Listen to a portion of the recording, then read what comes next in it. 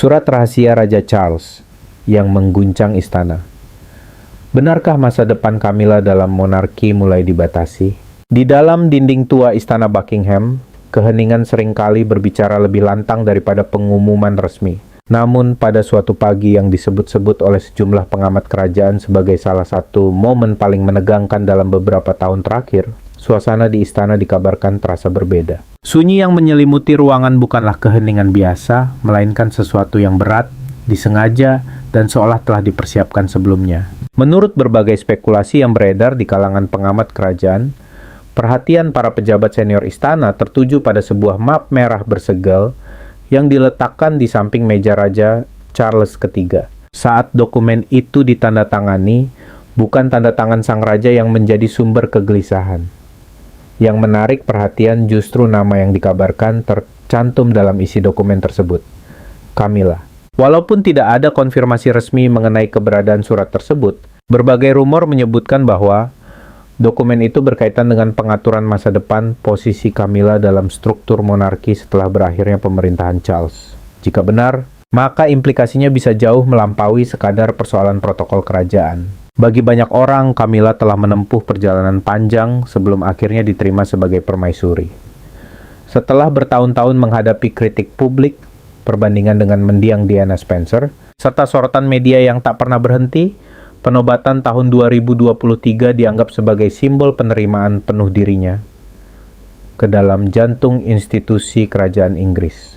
Namun, menurut berbagai bisikan yang kini mulai beredar, sebagian kalangan di dalam istana konon tidak pernah menganggap bahwa penobatan tersebut secara otomatis memberikan hak yang tidak terbatas untuk masa depan.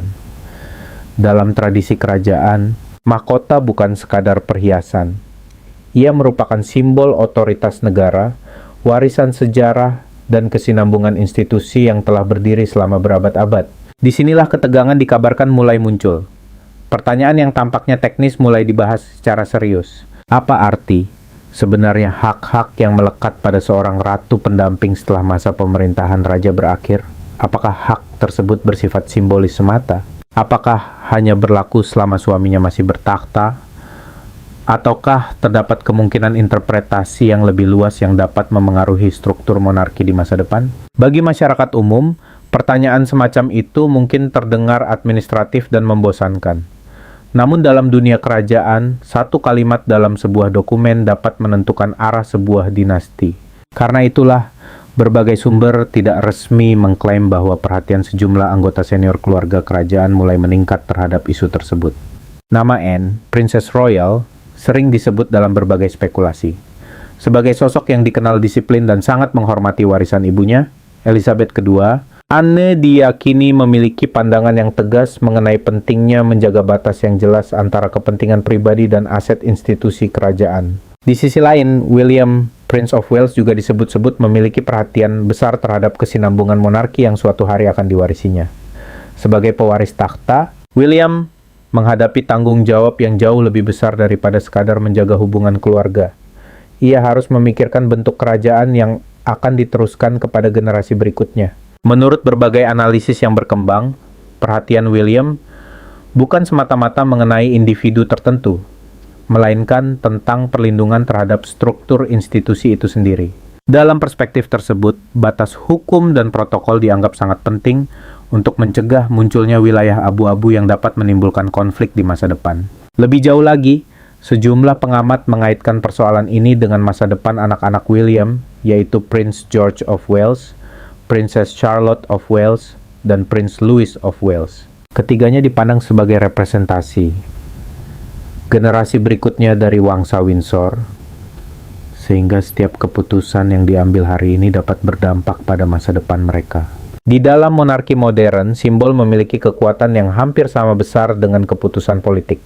Perubahan kecil dalam akses, korespondensi, pengaturan upacara, atau penggunaan simbol kerajaan dapat dibaca sebagai pesan yang sangat jelas oleh mereka yang memahami bahasa istana. Karena itu, jika benar terdapat penyesuaian terhadap posisi Camilla di masa depan, maka langkah tersebut kemungkinan bukanlah tindakan yang impulsif, melainkan bagian dari strategi jangka panjang untuk menjaga kesinambungan institusi. Setiap pilihan membawa konsekuensi, memberikan kebebasan penuh kepada Camilla dalam berbagai hak dan keistimewaan kerajaan, berisiko menimbulkan kekhawatiran di antara para penjaga tradisi. Namun membatasi ruang geraknya juga berpotensi membuka kembali luka lama yang selama ini berusaha ditutup sejak penobatan Charles pada tahun 2023. Meski demikian, terdapat satu prinsip kuno yang selama berabad-abad menjadi fondasi kerajaan Inggris. Kepentingan pribadi harus tunduk pada tugas publik.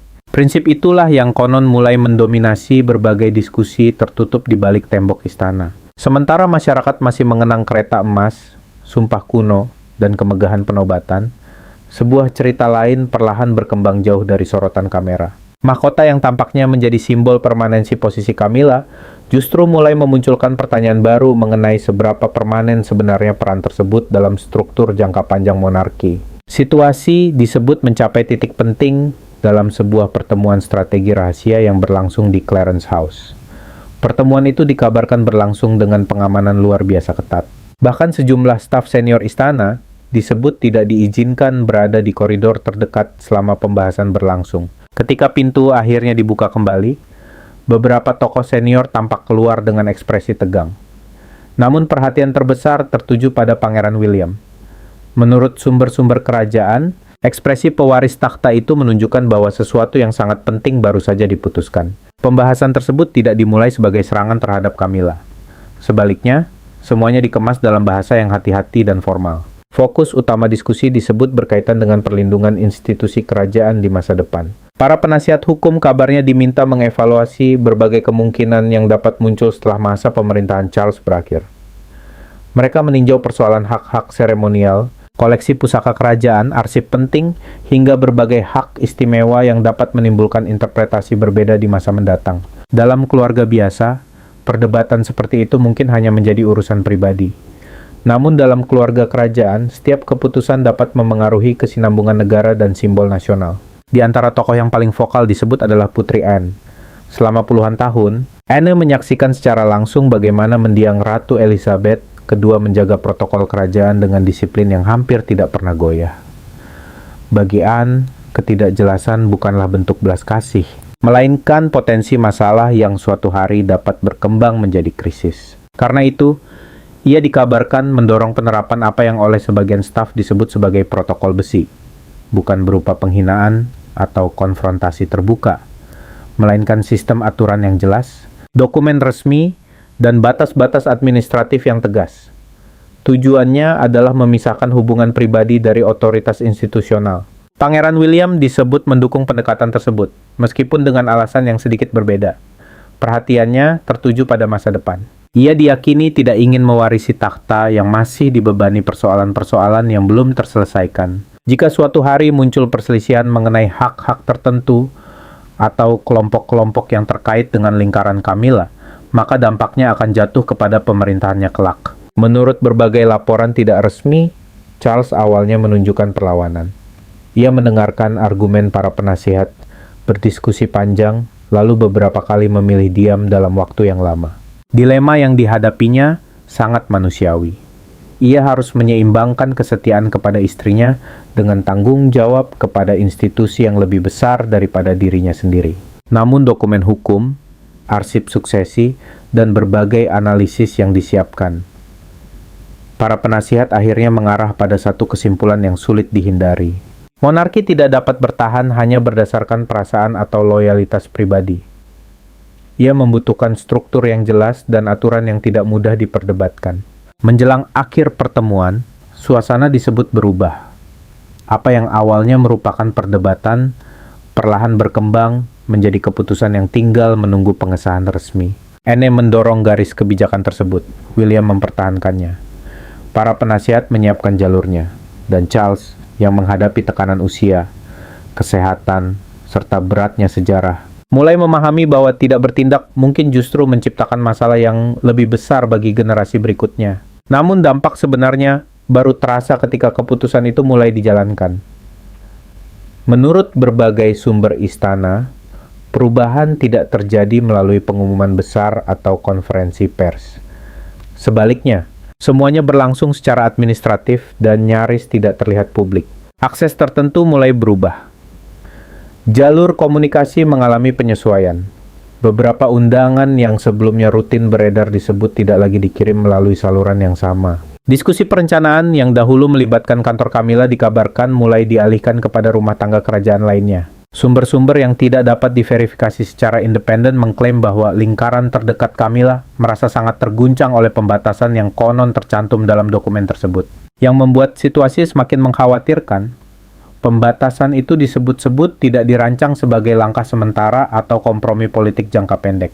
Sebaliknya, perubahan tersebut dikabarkan memiliki bobot otoritas langsung dari Raja Charles III sendiri. Bila rumor itu benar, maka konsekuensinya sangat besar. Sebuah keputusan yang membawa tanda tangan raja tidak mudah untuk ditentang tanpa menciptakan gelombang kontroversi yang dapat berkembang menjadi krisis publik. Dalam posisi seperti itu, Camilla disebut menghadapi dilema yang sangat sulit. Menentang keputusan secara terbuka justru berpotensi memperkuat kekhawatiran yang, menurut spekulasi, telah disampaikan secara tertutup oleh beberapa anggota senior keluarga kerajaan. Kecemasan tidak hanya berpusat pada Camilla sendiri. Sejumlah laporan tidak resmi menyebut bahwa anak-anaknya, Tom Parker Bowles dan Laura Lopez, meskipun tidak secara langsung disebut dalam keputusan tersebut, turut merasakan dampak simbolis dari perubahan itu. Dalam kehidupan kerajaan, pengaruh tidak selalu ditentukan oleh gelar atau jabatan formal. Pengaruh seringkali hidup dalam jaringan undangan, percakapan pribadi, akses eksklusif, dan kedekatan dengan pusat kekuasaan.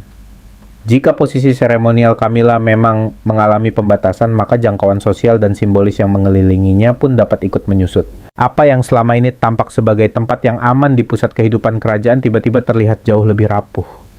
Bahkan yang lebih menyakitkan, menurut bisikan yang beredar di kalangan istana, Raja Charles dikabarkan menolak membuka kembali pembahasan mengenai keputusan tersebut.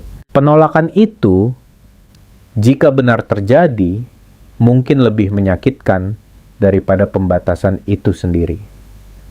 Selama bertahun-tahun, Charles dikenal sebagai pembela paling setia Camilla. Ia berdiri di sisinya. Ketika opini publik masih terpecah, ketika sebagian anggota keluarga kerajaan menunjukkan keberatan, dan ketika bayang-bayang masa lalu terus menghantui perjalanan mereka. Namun kini, menurut berbagai spekulasi, bahkan Charles disebut telah menarik garis yang tidak ingin ia lewati. Raja yang membantu mengangkat Camilla ke posisi tertinggi dalam sejarah kerajaan modern justru menjadi sosok yang menandatangani batas baru bagi masa depannya. Akibatnya, suasana di istana disebut memasuki fase yang lebih dingin. Tidak ada pertengkaran terbuka, tidak ada drama besar yang terlihat di depan publik.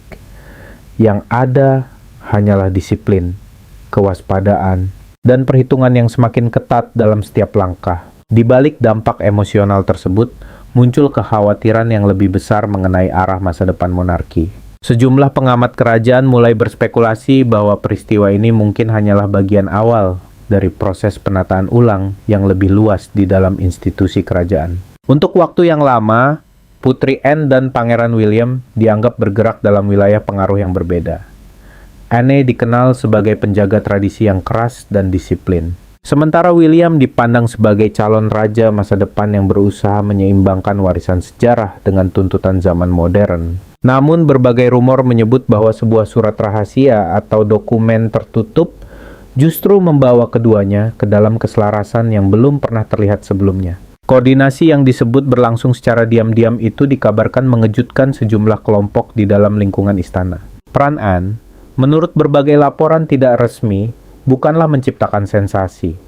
Kekuatan utamanya terletak pada pelaksanaan aturan. Sebagai salah satu anggota keluarga kerajaan yang paling berpengalaman, ia diyakini memahami mesin birokrasi kerajaan lebih baik daripada hampir siapapun. Konon, berbagai dokumen ditinjau ulang. Bahasa seremonial diperketat. Asumsi-asumsi lama dibandingkan kembali dengan protokol resmi. Dari luar, semua itu mungkin tampak seperti pekerjaan administratif biasa. Namun di balik layar, para pengamat menggambarkannya sebagai bentuk pertempuran birokrasi yang dilakukan dalam keheningan. Sementara itu, peran William disebut berbeda tetapi sama pentingnya. Fokusnya bukan hanya melindungi kondisi saat ini, melainkan juga menjaga citra monarki yang suatu hari akan berada di bawah kepemimpinannya. Menurut berbagai laporan, William menginginkan agar setiap upacara kerajaan, setiap hak istimewa mahkota dan setiap simbol kekuasaan tidak menimbulkan ambiguitas. Garis suksesi harus jelas. Warisan tanggung jawab kepada generasi berikutnya tidak boleh dipenuhi kebingungan atau klaim yang berpotensi memicu perpecahan.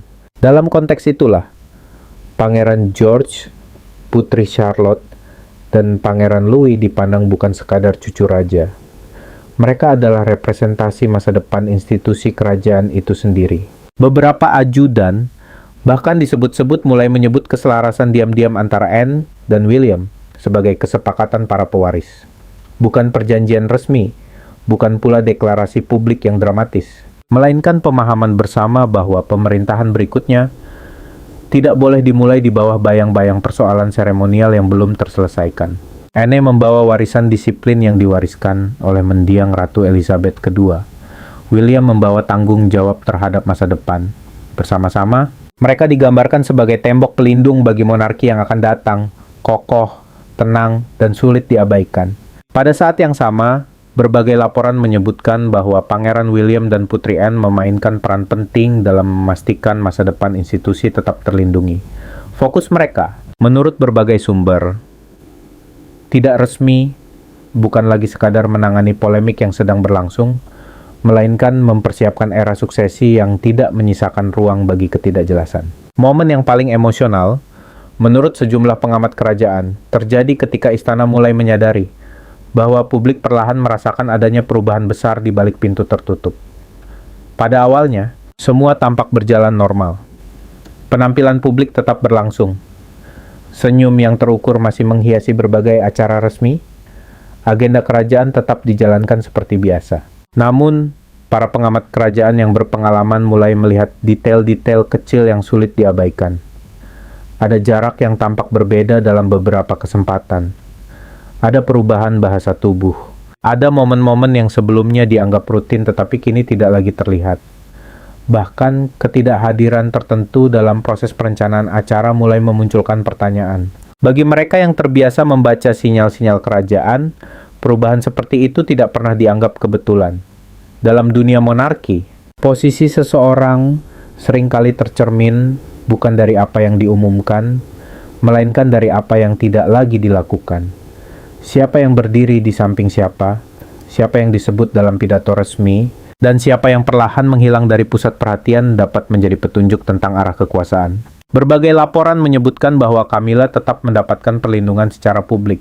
Martabatnya sebagai permaisuri tetap dijaga. Namun secara internal, beberapa sumber mengklaim bahwa akses dan pengaruh yang sebelumnya mengalir secara alami mulai mengalami perubahan. Sejumlah pembicaraan penting yang dahulu melewati lingkarannya dikabarkan mulai dialihkan ke jalur lain. Keputusan-keputusan yang sebelumnya memerlukan negosiasi panjang disebut mulai ditangani dengan lebih cepat dan lebih dingin. Dalam situasi seperti itu, keheningan berubah menjadi alat kekuasaan. Tidak ada konfrontasi terbuka, tidak ada deklarasi dramatis. Tetapi suasana yang tercipta cukup untuk menunjukkan bahwa struktur baru sedang terbentuk. Di tengah semua itu, Raja Charles III disebut menghadapi tekanan yang luar biasa berat. Selama puluhan tahun, ia berjuang untuk mendapatkan penerimaan publik terhadap hubungan dan pernikahannya dengan Camilla. Kini, ketika masa pemerintahannya berada di bawah sorotan sejarah, ia dikabarkan harus menyeimbangkan dua kepentingan yang sama-sama penting. Di satu sisi berdiri wanita yang telah menemaninya selama bertahun-tahun. Di sisi lain, berdiri institusi monarki yang harus bertahan jauh melampaui masa pemerintahannya sendiri. Sejumlah sumber menyebut bahwa kelelahan sang raja dalam menghadapi ketegangan internal semakin memperkuat kesan bahwa pusat gravitasi kerajaan mulai bergeser. Pergeseran itu bukanlah pemberontakan terhadap Charles, melainkan proses persiapan menuju masa depan yang dipimpin generasi berikutnya. Dalam konteks tersebut, pengaruh Pangeran William dan Catherine disebut semakin menguat. Keduanya tidak diposisikan sebagai penentang, melainkan sebagai simbol kesinambungan. Mereka mewakili wajah monarki yang lebih stabil, lebih mudah diterima publik, dan relatif terbebas dari luka-luka kontroversi masa lalu. Seiring meningkatnya simpati publik terhadap pasangan pewaris takhta tersebut, muncul kesadaran yang dianggap sangat signifikan di dalam istana. Masyarakat tidak lagi hanya memperhatikan pemerintahan Charles. Mereka mulai membayangkan pemerintahan berikutnya. Bagi Camilla, Jika berbagai laporan itu benar, kesadaran tersebut mungkin lebih menyakitkan dibandingkan pembatasan administratif apapun. Sebab hilangnya kepercayaan institusional tidak datang dalam satu keputusan besar. Ia hadir melalui detail-detail kecil. Pertemuan yang dijadwalkan ulang, perubahan bahasa resmi, berkurangnya keterlibatan dalam proses tertentu, dan munculnya kesan bahwa masa depan telah memilih pusat gravitasinya sendiri. Retakan yang muncul pun tidak berkembang melalui skandal terbuka, melainkan melalui koreografi dingin yang menjadi ciri khas kelangsungan hidup monarki. Istana tidak perlu mengumumkan bahwa kekuasaan telah bergeser. Cukup dengan bertindak seolah-olah pergeseran itu sudah terjadi. Pertanyaan terbesar kemudian muncul. Mengapa keputusan yang dikabarkan begitu berat itu terjadi sekarang? Menurut berbagai spekulasi yang beredar di Westminster dan Buckingham Palace, jawabannya berkaitan dengan warisan sejarah. Bagi Raja Charles, persoalan ini disebut bukan sekadar tentang gelar, perhiasan kerajaan, atau hak-hak seremonial. Ini adalah soal bagaimana sejarah akan menilai dirinya. Setelah menunggu seumur hidup untuk mengenakan mahkota, ia dikabarkan tidak ingin meninggalkan ketidakpastian bagi putranya.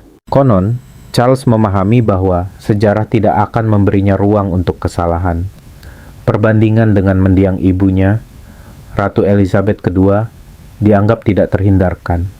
Selama lebih dari 7 dekade, Sang Ratu berhasil menjaga stabilitas monarki Inggris melalui berbagai krisis, mulai dari perubahan politik hingga gejolak keluarga kerajaan.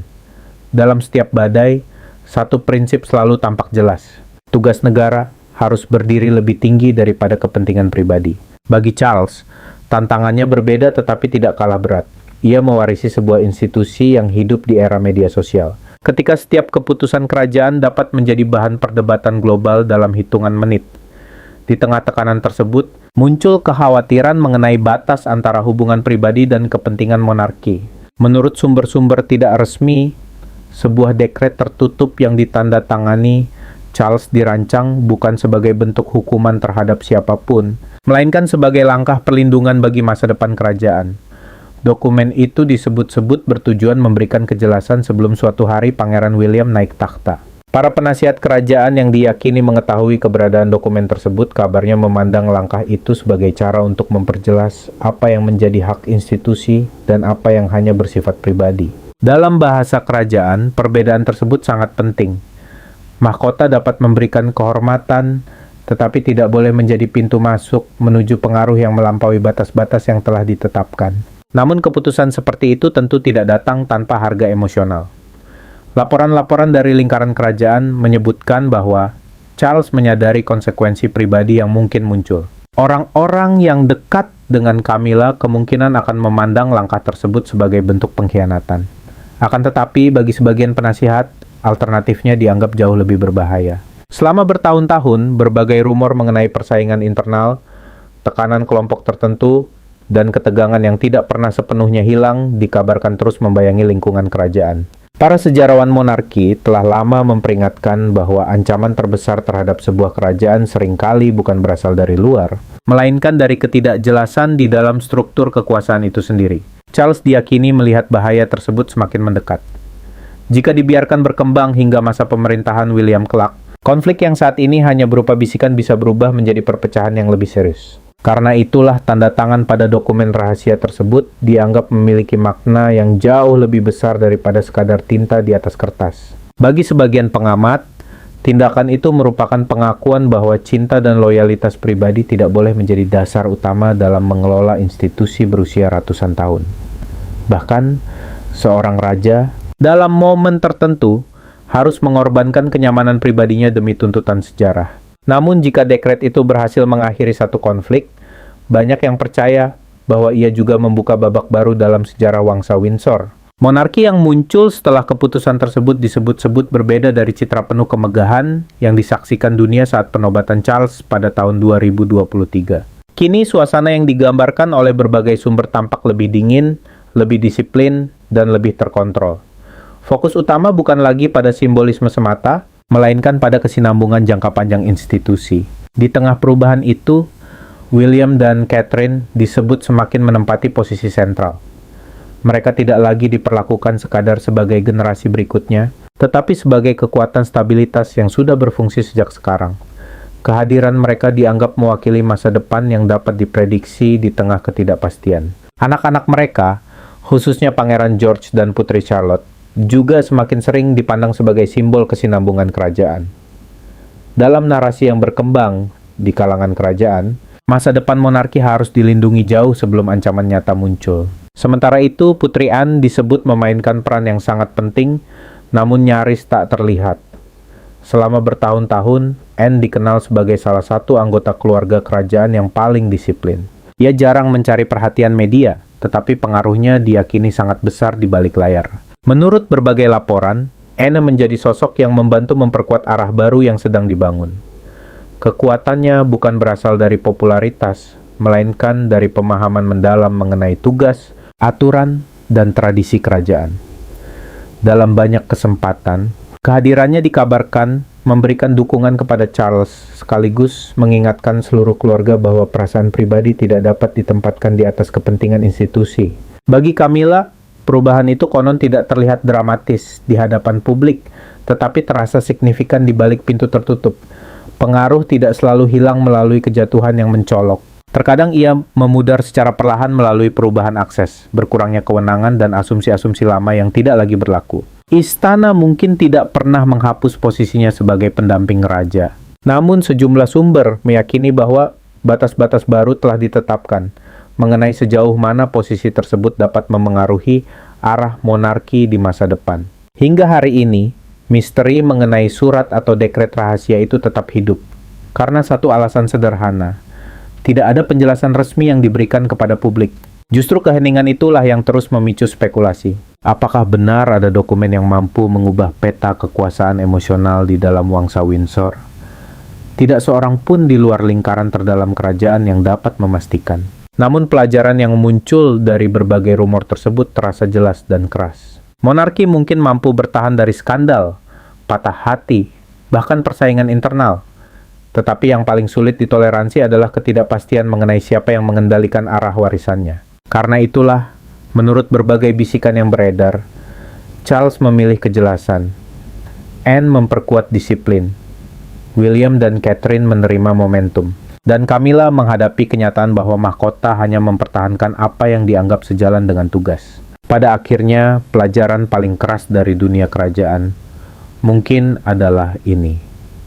Mahkota dapat memaafkan banyak hal, tetapi ia tidak pernah melupakan siapapun yang mencoba mengubah warisan yang menjadi alasan keberadaannya.